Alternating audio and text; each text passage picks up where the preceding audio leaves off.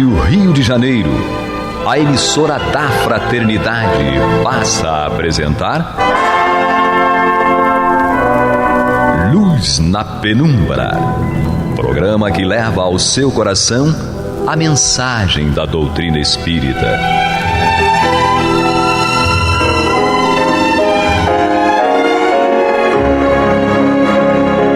E com vocês, João Batista, para o estudo de O Livro dos Espíritos, da obra codificada por Allan Kardec. Papai do Céu nos guarde, nos abençoe. Louvado seja nosso Senhor Jesus Cristo. E que possamos fazer do tempo esta dádiva que a todos nós é dada de maneira igual, um recurso a mais, para que a nossa caminhada em direção à perfeição espiritual seja cada dia mais firme e consistente, pois que com a conquista dessa perfeição atingiremos a verdadeira felicidade. Hoje vamos estudar as perguntas 739 a 741, encerrando o tópico Flagelos Destruidores, do capítulo Lei de Destruição, que é o capítulo 6º, livro 3º. Lembrando, nossos irmãos, que nós estamos utilizando a tradução de Evandro Neto Bezerra, e hoje, mais uma vez, com a presença de Angélica Lopes. Boa noite. E que seja o estudo a ferramenta de libertação e de nosso progresso. E Jorge Guerra. Muito boa noite, caros ouvintes, e que o Cristo ilumine nosso caminhar. Então, começando o nosso estudo de hoje, a gente já vai pegando no pé da Angélica. Ela é angelical realmente, viu? Quem conhece sabe como é que ela é docinha, viu? Ela é uma gracinha. Nem tanto. Às vezes ela é azeda, viu? É. Mas também tem um detalhe: quem é mãe de família tem que ser azeda de vez em quando. Se não for durona com o Chico, como é que vai educar, né? O negócio é esse. Então, Angélica, pergunta 739. Os flagelos destruidores têm utilidade do ponto de vista físico, não obstante os males que ocasionam? Bom, segundo os espíritos, a resposta é sim. Algumas vezes eles mudam as condições de uma região, embora o bem que deles resulte só seja um sentido pelas gerações futuras. Quando uma catástrofe acontece, quando a gente fala de flagelos destruidores, a gente está falando de catástrofes que reúnem espíritos com o mesmo propósito, né, reparador, para um resgate coletivo. Há uma destruição, há uma mudança na paisagem, né, do ambiente. Essa destruição, ela não fica impune, ela impulsiona a quem dá continuidade ao refazimento e com novas tecnologias, com mais atenção às causas anteriores, né, que desencadearam, né? Então existe o progresso. E esse progresso, às vezes, essa modificação pode levar um tempinho, que quem está organizando possa não ter o tempo hábil de vivenciar as mudanças. Mas, com certeza, aqueles que se forem e retornam para dar continuidade nas suas experiências, já vão encontrar um ambiente mais propício para a sua evolução. Tudo que a gente interpreta como ruim, a gente tem que refletir, porque é a ótica da nossa abordagem. Jorge. Bom, se a gente parar para pensar, Muitas vezes essas calamidades, essas catástrofes, elas realmente destroem, e aí é preciso reconstruir. E para reconstruir, a gente precisa, muitas vezes, com falta de recursos, usá-los da melhor maneira. Então a gente acaba estimulando a inteligência, né? A criatividade. Né? Então, a solidariedade. Então isso também é estimulado, né? A fraternidade. E como havia dito o senhor no estudo anterior, nós, assim como funcionou para as mazelas de ordem de doenças, como malária, como a AIDS que você citou, é assim também para o campo físico, né? A inteligência também é desenvolvida para reestruturar. Vemos isso no Japão com as tsunamis, quanto que eles desenvolveram em termos de tecnologia para proporcionar uma condição de vida melhor, né? E tantos mecanismos para poder se conservar a vida. E falaremos de guerra, né, no estudo adiante, e vemos também quanto a guerra proporcionou em termos de tecnologias. E desenvolvimento econômico. Desenvolvimento, né? Econômico, sim. Então, realmente tem um benefício também físico. É interessante, o que me vem à mente quando a gente observa essa pergunta, eu estava me lembrando de um episódio que foi destruidor também, mas não foi uma coisa tão violenta. Existe na ilha do Havaí, que é a maior ilha do arquipélago do Havaí, um vulcão em atividade, praticamente permanente, a Kilauea. Sim. E o Kilauea vem aumentando gradativamente o tamanho da ilha com sua lava.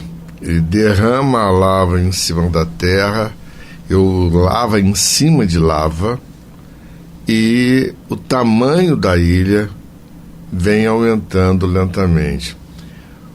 Houve recentemente um fotógrafo que ele foi bastante feliz ao fotografar a lava fria. Depois que a lava esfriou e tal, houve chuva, tudo isso, tal, e ele foi bastante feliz na fotografia que ele fez. Ele fotografou o surgimento de uma haste vegetal com 2 folhas apenas, de dentro da lava. Hoje nós sabemos que o solo vulcânico ele é bastante fértil. Depois de uma série de modificações que ele sofre por resfriamento e uma série de outras coisas, ele chega a ser bastante fértil.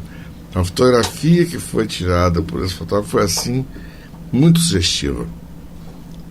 A vida surgindo de um fenômeno que teria sido de destruição. É muito bom material para a gente poder refletir, né? Certamente. O negócio é esse. A pergunta 740, Jorge. Para o homem, os flagelos não seriam também provações morais ao fazerem que ele se defronte com as mais aflitivas necessidades? Bom, segundo os espíritos, os flagelos são provas que dão ao homem oportunidade de exercitar sua inteligência e de mostrar paciência e resignação ante a vontade de Deus, permitindo-lhe manifestar seus sentimentos de abnegação, de desinteresse e de amor ao próximo, caso o egoísmo não o domine. Então a gente percebe que é uma oportunidade, né, que Deus nos está concedendo de exercitar a nossa paciência e resignação, porque depois que a gente adquire esse verdadeiro tesouro, isso será importante para que a gente possa auxiliar também os nossos semelhantes a conquistarem, né? Ele permite que a gente manifeste também esse sentimento desinteressado de amor próximo, onde desperta a fraternidade, que a gente tinha falado há pouco, e a solicitude para com o outro quando acontecem calamidades como essas. É interessante que quando você fala a respeito disso, a primeira coisa que me veio à reflexão foi o seguinte: Dona Zilda Arnes, que foi socorrer as vítimas do terremoto do Haiti e acabou desencarnando com o desabamento de um prédio sobre ela. Dona Zilda Arnes, uma grande pediatra, irmã do cardeal Dom Paulo Evaristo Arnes, primaz de São Paulo, que foi talvez assim uma figura das mais emblemáticas da história do país, e ela também uma criatura de uma bondade natural, intrínseca, enorme. Mas por que desencarnou? E nós diríamos assim, para dar exemplo, para que nós reflitamos que muitos outros também desencarnaram anonimamente tentando socorrer aos outros. Ela era uma figura conhecida que saiu do seu próprio país para socorrer vítimas de um terremoto em outro país. Da mesma maneira, como em vários episódios catastróficos aqui no país, pessoas se movimentam, se mobilizam para auxiliar as vítimas de catástrofes diversas, derivadas de fenômenos naturais, enchentes, secas, uma série de outras situações, mas o mais importante é que as pessoas estão se mobilizando. E é muito bom a gente saber que existe esse grupo de pessoas que estão se doando em favor do outro. É importante, João, se você me permite a palavra, essa sensibilização. Ou seja, as pessoas ficam quietas na dela, mas quando há um evento desta magnitude, são as primeiras a se movimentarem em favor do seu próximo, em reunir recursos para o socorro, de reunir alimentos, vestuário, ou seja, prover a parte material. Mas também nós temos muitos que vêm no carinho, no abraço, no aconchego, dá o calor humano. Então, as más línguas, como eu costumo dizer, acreditam no caos. Mas este caos, ele tem um objetivo que se chama amor, ele tem uma meta que se chama progresso, e ele tem um condutor que se chama Jesus. Então, nós temos que acreditar que tudo que acontece conosco é justamente para mostrar o quanto nós somos capazes em favor do nosso próximo. O mais importante é que a grande ferramenta disso aí se chama esperança. O negócio é esse. Nossa vinheta. Você está ouvindo pela Rádio Rio de Janeiro o programa Luz na Penumbra, com estudo de O Livro dos Espíritos, na apresentação de João Batista.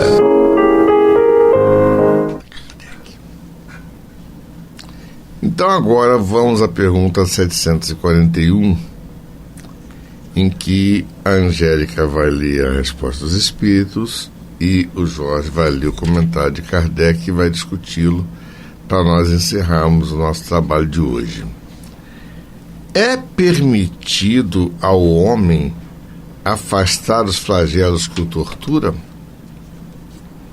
Bom, segundo os Espíritos, em parte sim, não porém como geralmente o entendem.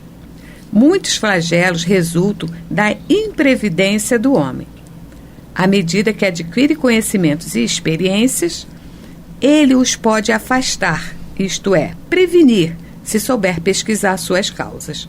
Contudo, entre os males que afligem a humanidade, há os de caráter geral, que estão nos desígnios da providência e dos quais cada indivíduo recebe, em maior ou menor grau, o contragolpe.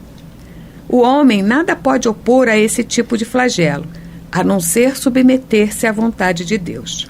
Além disso, muitas vezes esses males são agravados pela negligência do próprio homem. Entre os flagelos destruidores, naturais e independentes do homem, devem ser colocados na linha de frente a peste, a fome, as inundações, as intempéries fatais às produções da terra. Entretanto, não tem o homem encontrado na ciência, nas obras de engenharia, no aperfeiçoamento da agricultura, nos afolhamentos e nas irrigações, no estudo das condições higiênicas, meios de neutralizar ou de pelo menos de atenuar tantos desastres? Certas regiões, outras assoladas por terríveis flagelos, não estão hoje livres deles? Que não fará então o homem pelo seu bem-estar material, quando souber aproveitar-se de todos os recursos da sua inteligência e quando, sem prejuízo da sua conservação pessoal, souber aliar o sentimento da verdadeira caridade para com os seus semelhantes? Angélica, a sua parte do comentário. Bom, eu acho, é permitido ao homem afastar os flagelos? Claro que é permitido. Àqueles que ele tem uma boa participação. Vivenciamos há pouco tempo e de forma repetida, né, catástrofe que poderia sim ter sido evitada, né, como como é que se diz, rompimento da barragem, né, em Minas Gerais. Então, ela poderia ter sido evitada. A primeira, em Mariana, já era para ter despertado as autoridades para uns cuidados, né, coisa. Não foi feito. Ou rompeu-se a segunda. São os alertas, certo? São os alertas. E cabe ao homem reconhecer a sua responsabilidade em cada ato e se ver, né, lutando, construindo para um fim comum, social, o bem comum. Não está negado a ele o enriquecimento, mas está negado a ele, por responsabilidade, se enriquecer à custa do prejuízo alheio. E isso está no Evangelho. Nós temos que aproveitar todas as nossas possibilidades sem prejuízo ao outro. Então, cabe a nós uma reflexão sobre o que está acontecendo e o que aconteceu, os resultados pós essa tragédia toda e o que nós podemos evitar para o futuro, revendo os nossos atos, cobrando das autoridades comportamentos diferenciados, mais atenção e levando para a solidariedade, o nosso amor e a nossa compaixão para todos aqueles que partiram em nome, né, como exemplo, né, e para todos aqueles que ficaram também. Eu estava pensando aqui numa coisa. Você citou uma situação que teoricamente poderia ser evitada por uma série de circunstâncias, mas talvez seja exatamente por causa de uma coisa. Nós temos que adquirir uma noção de valores bem mais profunda. Exato. Dentro da nossa população. Então, há fatos que acontecem em outros países ou que deixam de acontecer em outros países e que ainda ocorrem no nosso país e que muitos até ficam perplexos. Como é que pode isso estar acontecendo no seu país? Só que nós temos que nos lembrar de uma coisa: não acontece por acaso, acontece pelo nosso próprio comportamento leviano. Exato, as nossas escolhas. Exatamente. Então nós precisamos começar a olhar para dentro de nós mesmos e ver que uma questão que não é de governo, simplesmente, ou de empresas, mas acima de tudo é uma questão de posturas e valores que nós temos que mudar. Faz lembrar a história do professor de geografia que estava corrigindo prova e o menino dele estava fazendo uma tremenda bagunça dentro do cômodo. O que fez ele? Pegou um planisfério, um mapa do mundo inteiro, um planisfério, cortou uma porção de pedacinhos, chamou um menino e falou assim: olha, você tá vendo aqui? Mostrou como era o mapa. Você vai ter que reproduzir esse mapa aqui, tá? Para colar nas pecinhas, fazer tal.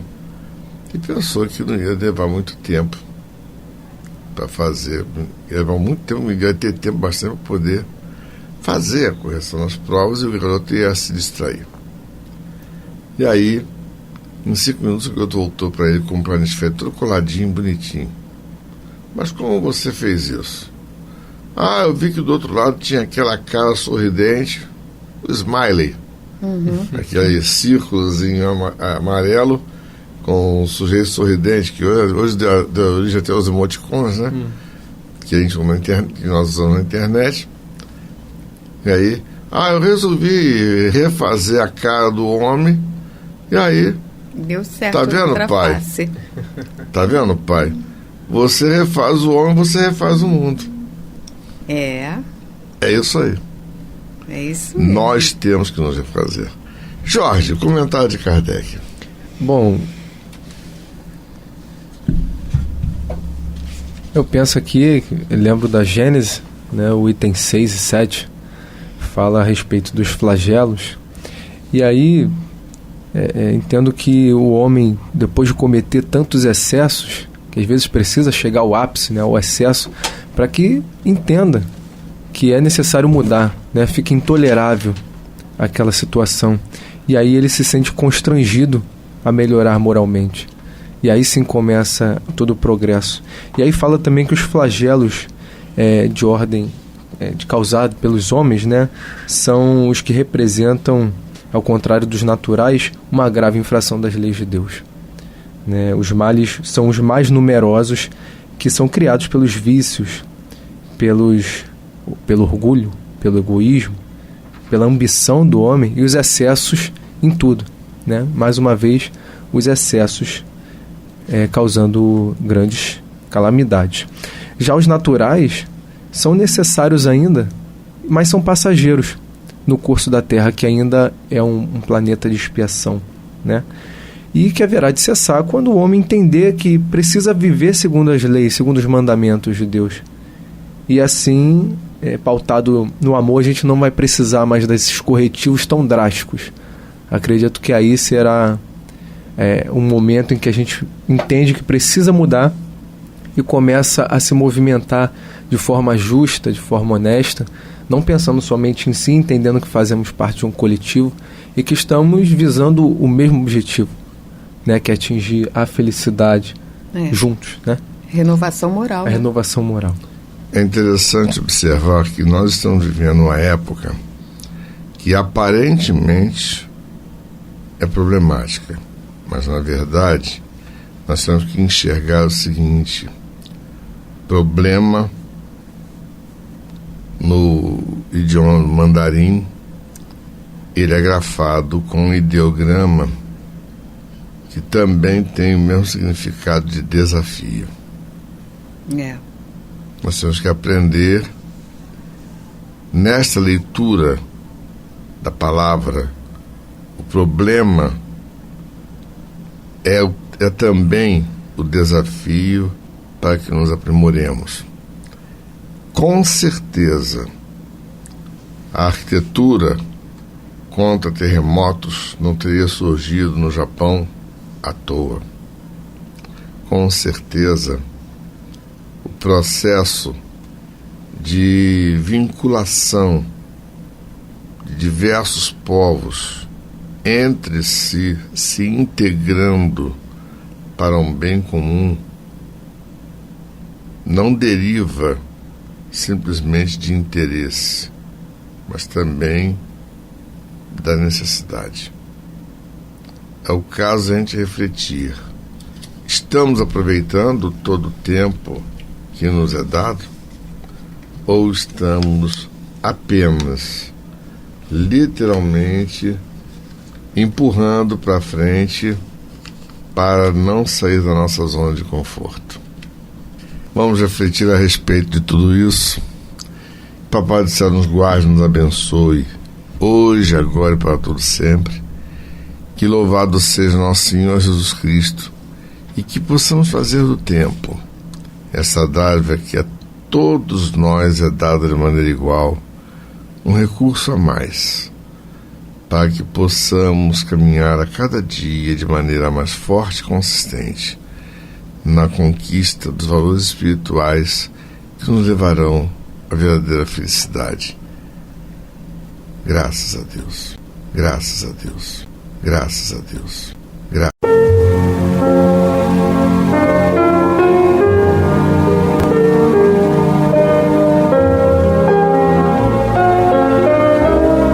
A Rádio Rio de Janeiro está levando ao seu lar e ao seu coração a mensagem consoladora da doutrina espírita, através do programa Luz na Penumbra. E agora com vocês, Antônio de Pádua Barbosa e Marta Batista.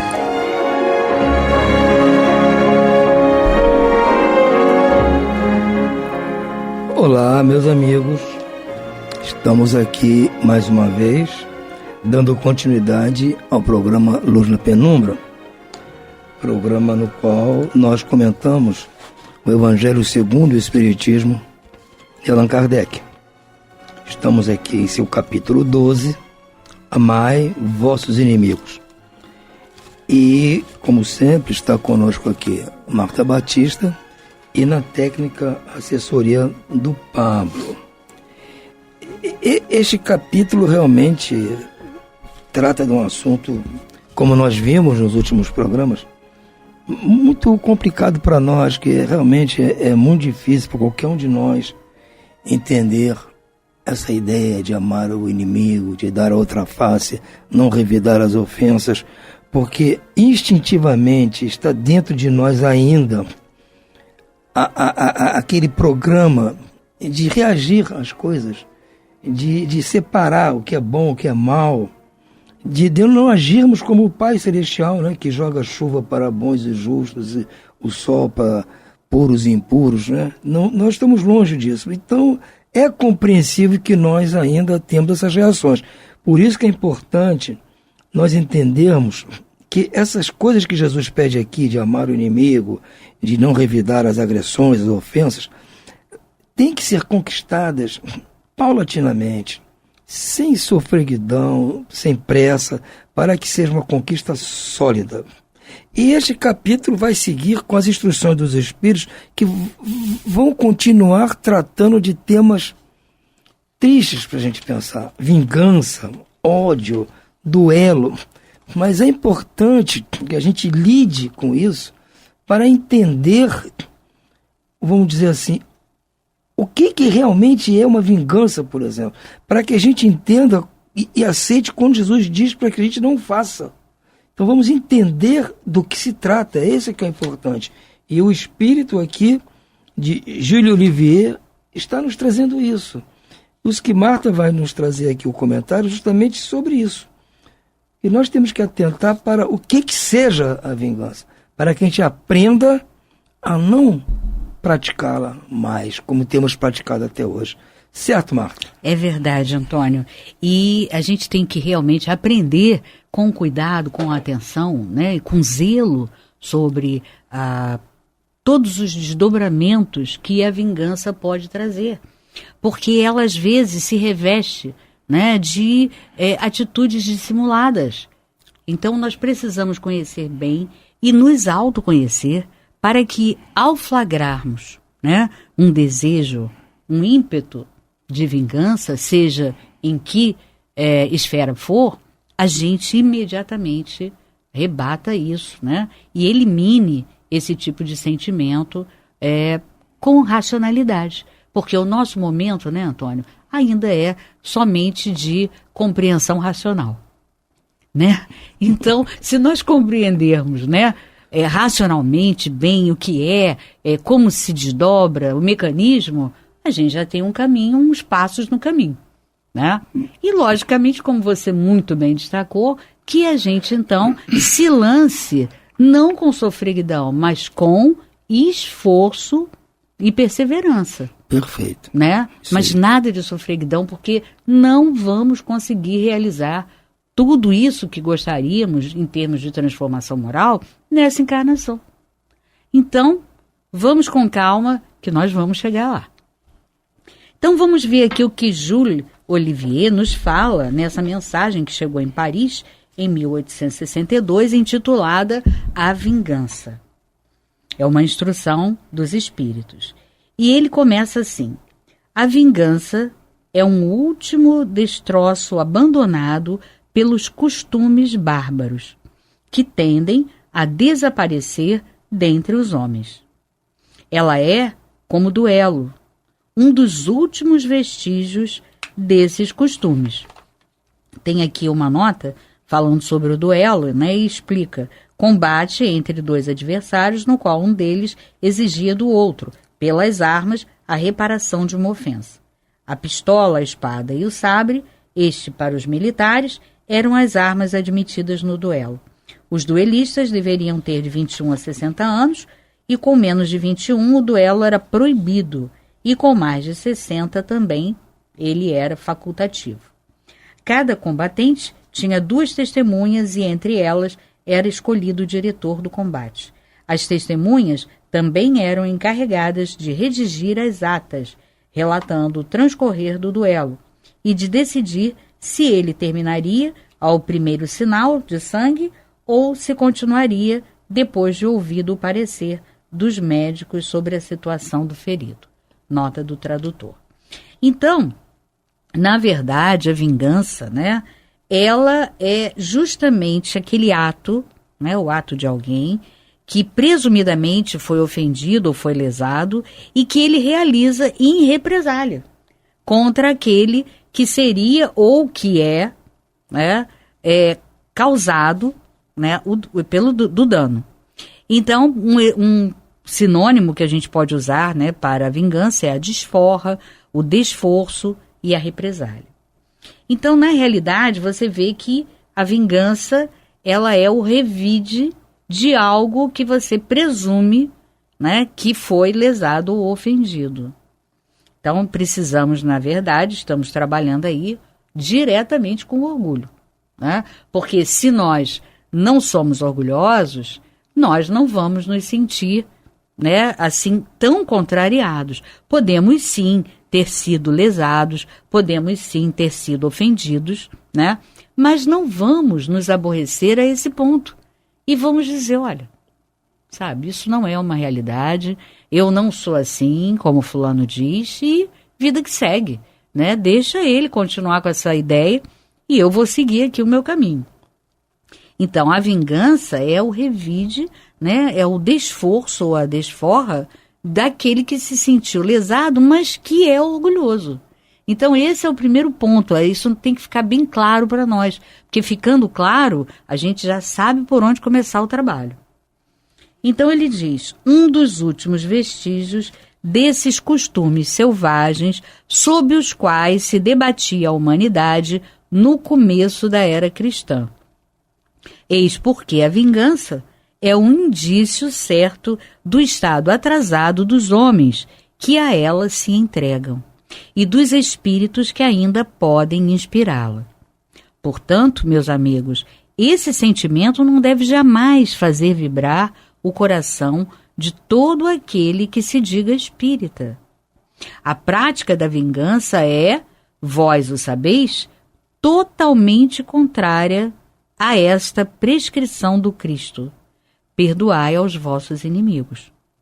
E aquele que se recusa a perdoar, não só não é espírita, como também não é cristão. Então, vamos fazer uma pausa aqui nesse primeiro parágrafo, né? E vamos observar que nós precisamos entender o que é a vingança. Este é o objetivo desta mensagem, né? Saber quais as consequências para aquele que se vinga e como nós devemos agir para nos libertar desse sentimento tão negativo, como ele diz aqui, vestígios, né, de barbárie, vestígios de atitudes selvagens, de costumes selvagens, em que nós nos debatíamos no passado bem antigo. Então, é preciso que a gente observe, né, que ela é fruto do orgulho, e que se não fôssemos tão exacerbadamente orgulhosos, não veríamos motivo para revidarmos. É isso que a gente precisa ter bem em mente, entender isso de uma forma bem racional.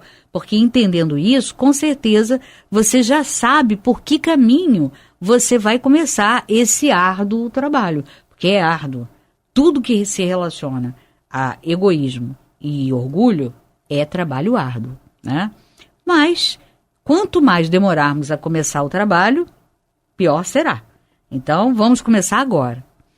E ele segue dizendo: a vingança é uma inspiração funesta, tanto mais que tem como companheiras assíduas a falsidade e a baixeza. Efetivamente, aquele que se entrega a essa fatal e cega paixão jamais se vinga a céu aberto. Então aqui a gente tem que fazer uma pausa, porque aqui ele está falando de algo mais grave ainda. E ele começa, puxando para nós as ideias de falsidade e baixeza que acompanham e são companheiras daquele que se vinga. Esse é o perigo, né? Quer dizer, além de você revidar de uma forma instintiva, e não raciocinar e entender que você deve ter uma outra atitude, que você não precisa mais dessas atitudes de sobrevivência como no passado, né? De defesa de território, etc. Você, além disso, ainda está ligado a atitudes baixas e falsas, o que piora ainda mais, o que vai dar o requinte de crueldade no revide, né?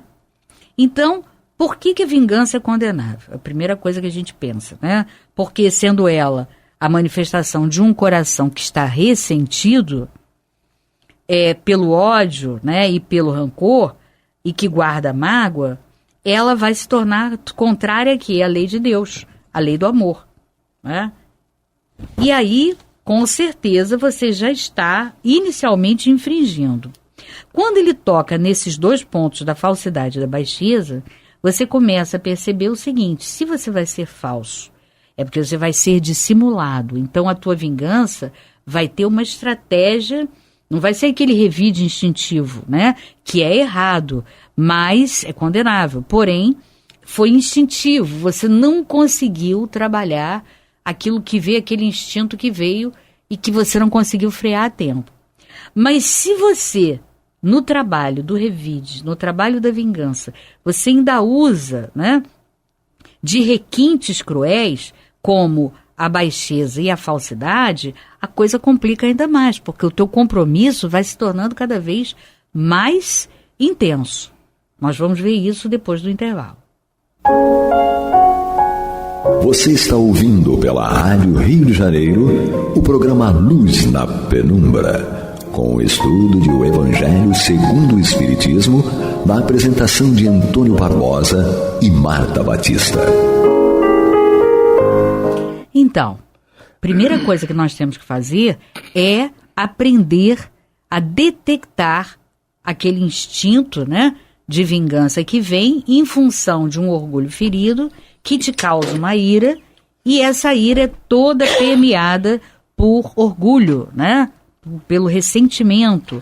Então a primeira coisa que você precisa é aprender a flagrar, a detectar quando esse ímpeto vem dentro de você. Por quê? Porque vindo, você trabalha o racional e começa a pensar: não, mas isso é contra a lei divina, isso é contra a lei de amor, isso é contra a lei de caridade, porque eu preciso perdoar, né, a todos, e preciso perdoar também os meus inimigos. Então você, raciocinando, você tem condições de reprimir, de segurar esse ímpeto e não se deixar arrastar por ele, né? Se você se deixar arrastar e não estiver treinado a flagrar esse ímpeto, o que pode acontecer? Você resvalar para essa baixeza e falsidade. Dependendo do grau daquilo que tenham te feito, isso a gente considerando que alguém realmente te ofendeu ou te lesou, né? Você, dependendo do grau de gravidade, você vai então começar a bolar a estratégia de requinte. E é aí que você resvala nessa baixeza, né? Quando você começa a arquitetar formas de se vingar, mas de maneira que as pessoas não percebam. Por quê? Porque, na realidade, você sabe que se as pessoas perceberem, elas vão te condenar. Porque é errado você se vingar. Então, as pessoas começam a elaborar, né? Você começa a elaborar os requintes que vão dissimular a tua atitude de revide, de desforra. A coisa vai ficando cada vez pior, né? Porque quando você elabora a estratégia, né, você está fazendo algo premeditado. E isso daí até a própria justiça humana, né, condena, né? Um crime que é feito com premeditação, ele é muito mais passível de ser penalizado gravemente. Ora, então, você tem esse trabalho, né, de flagrar, de conhecer os ímpetos, segurá-lo com racionalidade para não resvalar para esse quesito aqui. E ele segue dizendo, quando é o mais forte, quer dizer, aquele que está, né, no duelo de vingança, quando esse é o mais forte, lança-se como um animal bravo sobre aquele a quem chama de seu inimigo, no momento em que a presença deste último vem agravar sua paixão, sua cólera e sua raiva.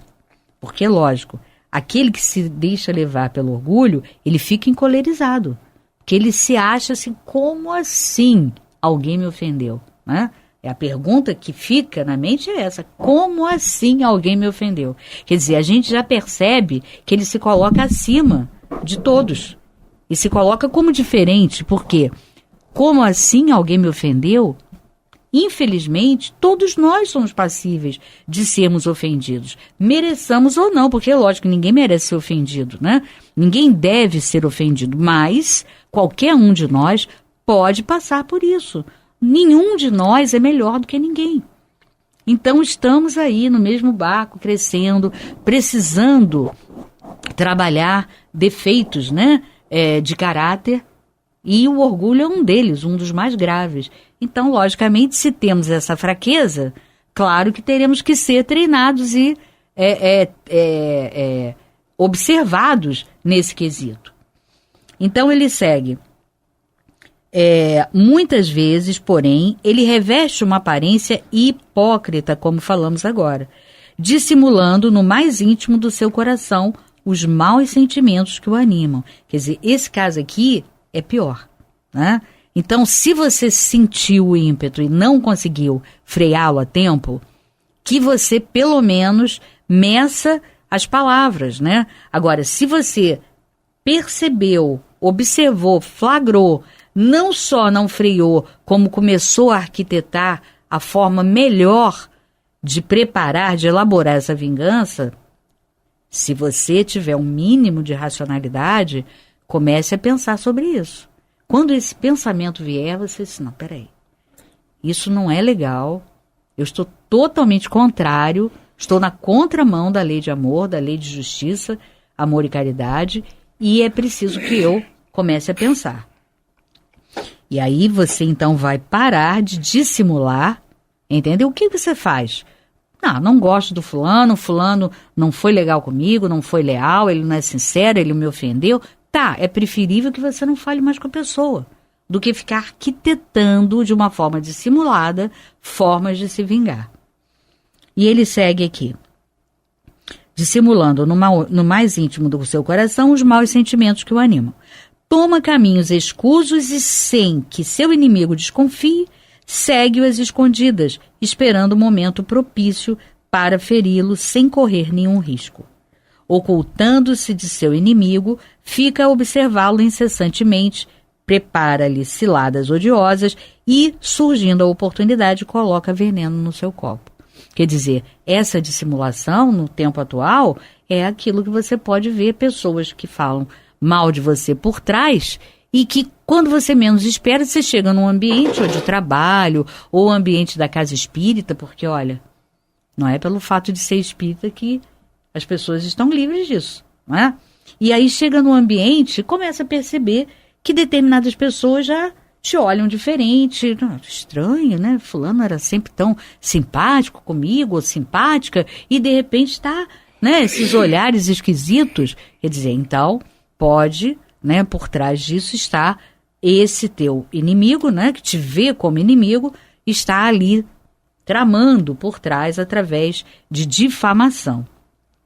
Quando o seu ódio não chega a esse ponto, ele então ataca o inimigo em sua honra e em suas afeições, não se detendo diante da calúnia.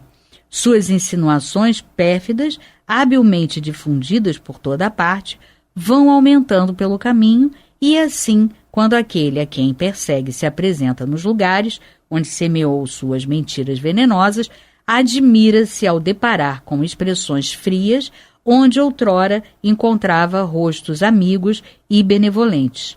Surpreende-se quando mãos que procuravam a sua agora recusam-se a apertá-la. Enfim, sente-se humilhado quando seus amigos mais queridos e seus parentes se afastam e fogem dele. Ah, o covarde que assim se vinga é 100 vezes mais culpado que aquele que vai direto ao seu inimigo e o insulta à vista de todos. Então, é preciso que a gente observe, né? Então é preferível, se você não suportou aquela ofensa, aquela da forma que você foi ofendido, né, ou vilipendiado, que você até diga direto para o seu pseudo-inimigo o que você acha, ou até pare de falar, do que você sair para arquitetar, e em 2 graus, né, quando você arquiteta, ou você difama através de mentiras, ou você difama através de calúnia, o que é terrivelmente pior, porque a calúnia é a ausência absoluta de verdade, né?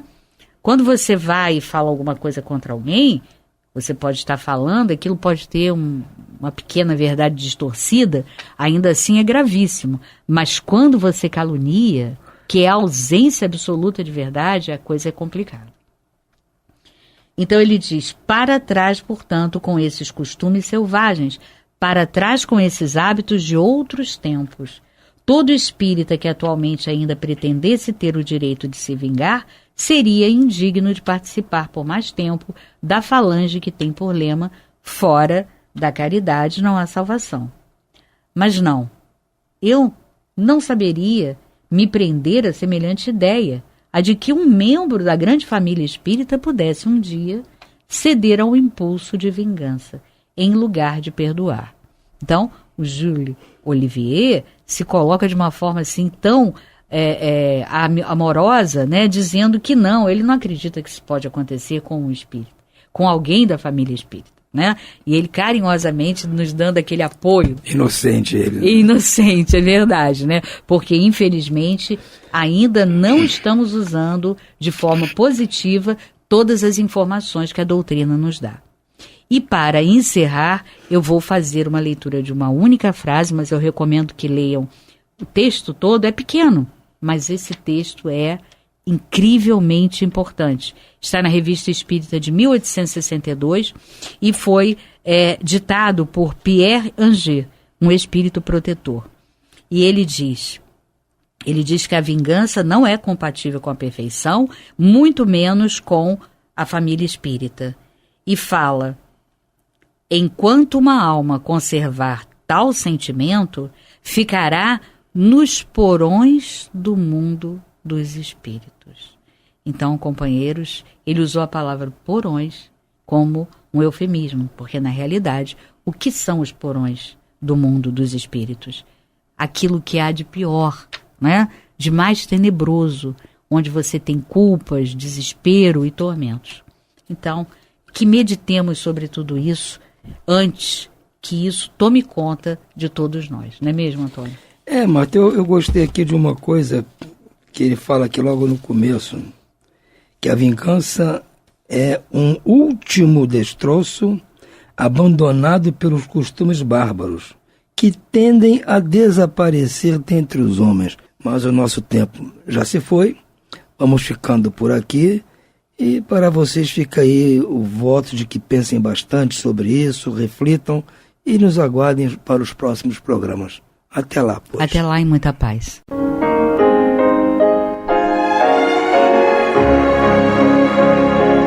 E vamos ouvir agora a prece de encerramento de nosso programa, na voz de Geraldo de Aquino.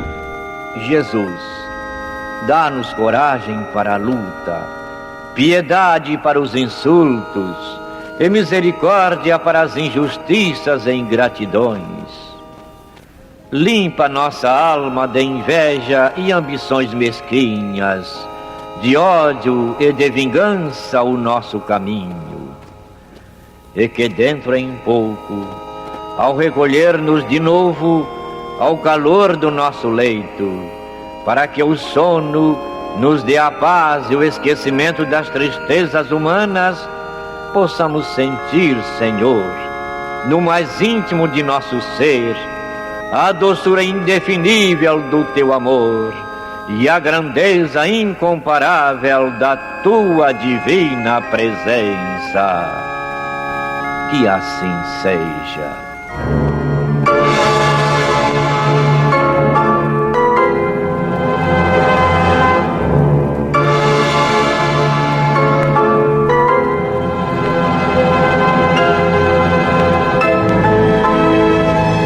Acabamos de apresentar o programa Luz na Penumbra, que voltará a ser apresentado amanhã às 21 horas nesta emissora.